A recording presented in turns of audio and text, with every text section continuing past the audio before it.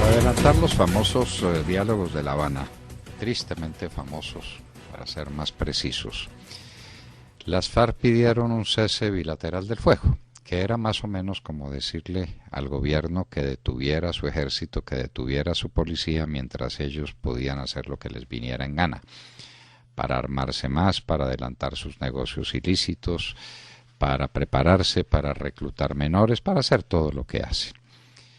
En buena hora, nos parece que es el único acto de algún carácter que ha tenido el presidente de la República en ese manejo, les dijo que no aceptaba y que lo que pedía era un cese unilateral de las acciones de la guerrilla. Entonces, la guerrilla hizo eso unilateralmente para el mes de diciembre y dijo que hacía un cese al fuego durante 20 días y en esos 20 días el ejército y el Ministerio de Defensa denunciaron cerca de 20 infracciones al cese que habían decretado. En otras palabras, no hubo cese al fuego, ninguno. De manera que la cosa sigue teóricamente dentro de un estado de guerra. No, hay que distinguir. Un estado de guerra tal como lo definen los convenios internacionales de los que participa Colombia y de bueno o de mal grado todos los que quieran hacer alzamientos armados dentro de Colombia, porque eso no es voluntario, ni a eso se le pide aquiescencia, ni manifestación expresa de voluntad de los alzados en armas. Hay unas reglas elementales que distinguen los actos de guerra de los actos de barbarie, y a eso se ha dedicado la humanidad desde hace muchísimos años, y se ha dedicado con relativo éxito, porque existen por lo menos los protocolos de Ginebra, que son 4 protocolos que rigen cómo deben ser las guerras entre las naciones y cómo deben ser los conflictos internos cuando son de naturaleza armada.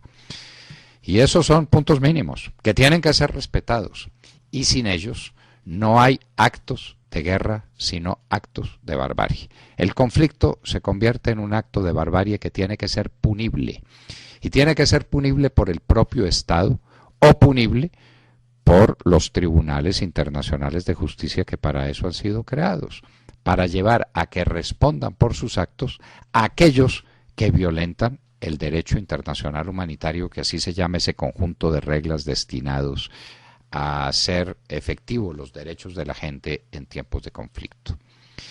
Todo esto va a que las FARC violan sistemáticamente el derecho internacional humanitario.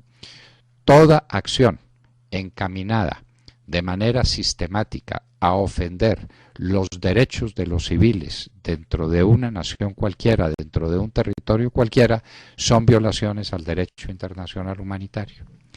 Pero hay dentro del enfrentamiento mismo reglas que no se pueden transgredir sin caer dentro de los lineamientos del derecho penal internacional. Y una de esas reglas fundamentales es el respeto que se debe a los vencidos en la guerra, a los civiles o a los vencidos en la guerra, que hay que tratarlos de igual manera. Si las FARC penetran a un pueblo y se lo toman, tienen la obligación, en virtud de los protocolos de Ginebra y especialmente del artículo 3, que es un artículo transversal y que forma parte de los 4 protocolos de Ginebra, de respetar la vida y los bienes de los civiles. No los puede involucrar en la guerra y no los puede maltratar. Pues de acuerdo a ese mismo artículo 3 de los protocolos, es absolutamente obligatorio respetar a los vencidos, a los que se entregan, a los que se rinden, o a los que por estar heridos o por cualquier otra circunstancia no tienen medios de defensa. ¿Qué es lo que hay que respetarles? En primer lugar, la vida. Está absolutamente prohibido en los protocolos de Ginebra y en el artículo 3 matar a una persona que está rendida, que está vencida, que está indefensa. Que eso fue precisamente lo que hicieron las FARC en Arauca. Lo que hacen todos los días. Cada vez que hay una emboscada, se repite la misma historia. Los soldados quedaron heridos y fueron rematados por los guerrilleros de las FARC. Los policías quedaron heridos y fueron rematados por los guerrilleros de las FARC. Tampoco se puede someter a las personas a tratos crueles e inhumanos. Y los protocolos de Ginebra dicen cuáles son ellos. Esos secuestros atroces que las FARC han prolongado durante años y que siguen prolongando, en este año han cometido 21 secuestros. De esos 21 secuestros solo le impresionó al presidente Santos el secuestro de un ciudadano estadounidense. Los otros 20 eran de colombianos e inclusive algunos de extranjeros que también fueron víctimas de estas prácticas por parte de las FARC.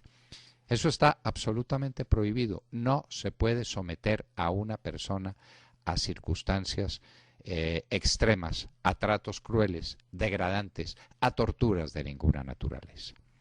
¿A qué va enfocada toda esta mención de un derecho internacional humanitario que se viola sistemáticamente?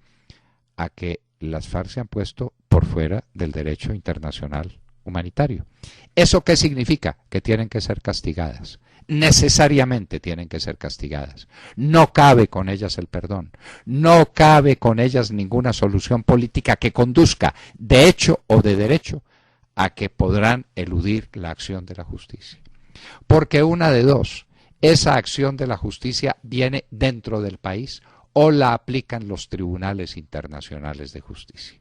Por este solo hecho de Arauca, que nos vale como ejemplo simplemente porque es el más reciente, porque la sangre de estos jóvenes militares colombianos acaba de ser derramada ante los ojos de todos, menos del presidente de la República, que no se ha dado cuenta de que se cometió semejante atrocidad.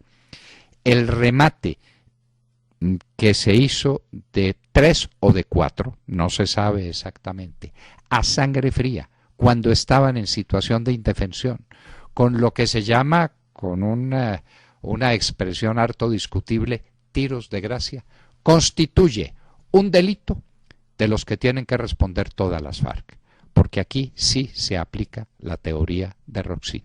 Las FARC sí es una organización criminal que tiene un mando responsable. Y ese mando responsable, señores, está en La Habana, esperando a que lleguen los plenipotenciarios del gobierno para seguir adelantando unas discusiones que son moralmente imposibles y que jurídicamente están prohibidas.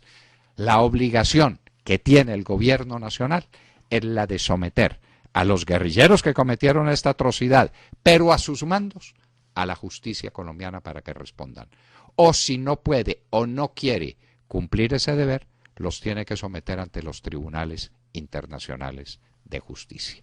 Los diálogos de La Habana se han vuelto otra vez imposibles. Ya lo eran desde hace mucho tiempo. Eran imposibles desde antes de comenzar esta farsa. Cuando estaban en plenas negociaciones en La Habana, se cometió el acto terrorista que terminó en el asesinato de mis 2 escoltas y en las lesiones personales gravísimas de las que escapé con vida por milagro de la divina providencia. Y a sabiendas de que ese hecho se había cometido en medio de esas conversaciones, el gobierno las continuó, porque el gobierno está violando el derecho internacional humanitario, porque tiene la obligación de castigar a las personas que cometen ese tipo de infracciones. Y a la cúpula, aquí la teoría de Roxin sí es perfectamente aplicable. Se trata de una organización militar o paramilitar o extramilitar que tiene un objetivo, que tiene un propósito y que de manera sistemática está acudiendo a la violación de los derechos humanos. Es aplicable la teoría de Roxin. El próximo lunes se volverán a reunir nuestros plenipotenciarios en La Habana. Váyanse con la convicción de que van a unas conversaciones ilegítimas para buscar un acuerdo ilegítimo y para hacer una farsa condenable a la luz del derecho internacional. Los acontecimientos de Arauca, los del Catatumbo, los del Tarazá, todos suponen violencia contra la población civil que no es aceptable a la luz del derecho internacional público. Haga pues lo que quiera el presidente Santos en su desesperación política y en su lucha por las encuestas. Hagan lo que quieran los plenipotenciarios que van a La Habana, pero ahí está el derecho. ahí están las normas, ahí está la constancia de una justicia ofendida que clama por reparación. Los diálogos de La Habana se deben detener mientras las FARC no den garantías de que paran sus acciones criminales contra el derecho de gentes. Acaban de escuchar el editorial del doctor Fernando Londoño en La Hora de la Verdad en Radio Red a las 7 de la mañana, 21 minutos.